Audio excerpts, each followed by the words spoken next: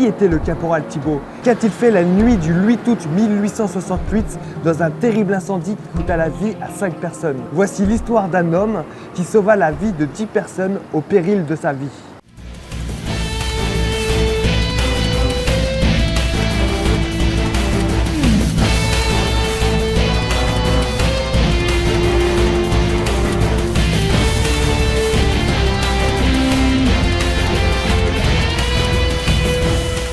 Avant de vous parler de ce valeureux caporal, je vais vous parler de l'échelle à crochet pour ceux qui ne connaissent pas. L'échelle à crochet est un outil de sauvetage utilisé aujourd'hui par les sapeurs-pompiers. Elle sert à progresser d'étage par étage par la façade d'un immeuble lorsque l'accès par l'intérieur est impossible.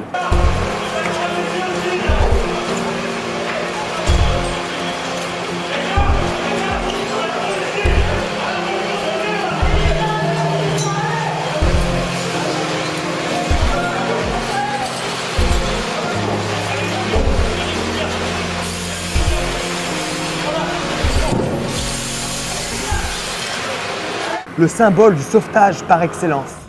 Je descends en premier avec le nourrisson dans la veste. Tout se passe bien. Ensuite, la mère me suit. Elle arrive à descendre aussi correctement. Et ensuite, j'ordonne au père de prendre son fils de 3 ans autour du cou, en lui donnant quelques consignes de sécurité afin d'éviter tout risque de chute. L'échelle à crochet traverse les siècles avec la même ambition. Monter vite et haut.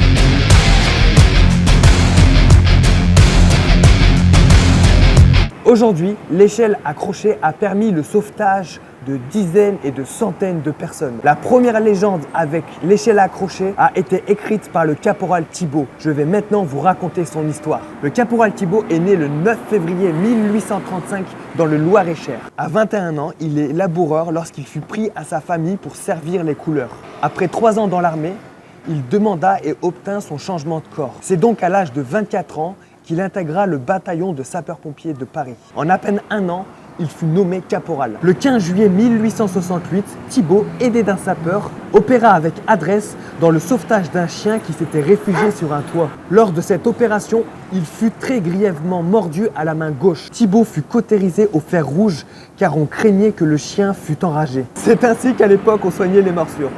Le 8 août 1868, un incendie terrible éclata au 134 rue Saint-Antoine. Le caporal Thibault avait encore la main gauche enveloppée dans un linge, sa blessure n'étant pas refermée.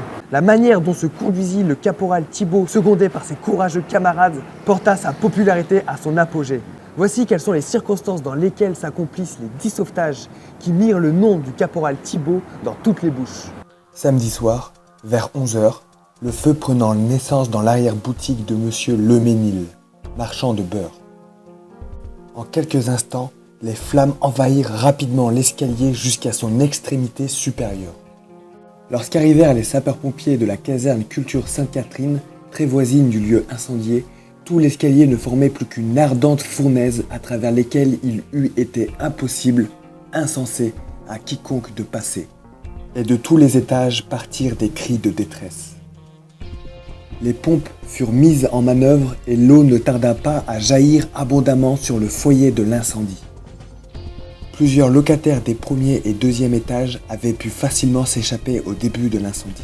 Les occupants du 6e étage réussirent à fuir en gagnant le toit à leur portée. Mais les habitants des 3e, 4e et 5e étages du bâtiment n'avaient que 2 ressources. Ou se précipiter dans l'ardent foyer qui dévorait l'escalier, ou s'élancer par leurs fenêtres donnant dans la rue Saint-Antoine. Des 2 côtés, la mort était certaine. L'intensité du feu augmentait toujours. C'est alors que le caporal Thibault, avec un sublime courage, risqua 10 fois sa vie pour sauver 10 personnes. En moins de 15 minutes, muni d'une simple échelle à crochet, il monta successivement au 3e étage d'où il descendit les époux Jacob et leurs enfants. Du 4e, les époux Jourdain, les époux Genlis et 2 enfants. Restait, au 5e, la dame Folias âgée de 60 ans, mais pour arriver jusqu'à elle, une dangereuse difficulté était à vaincre.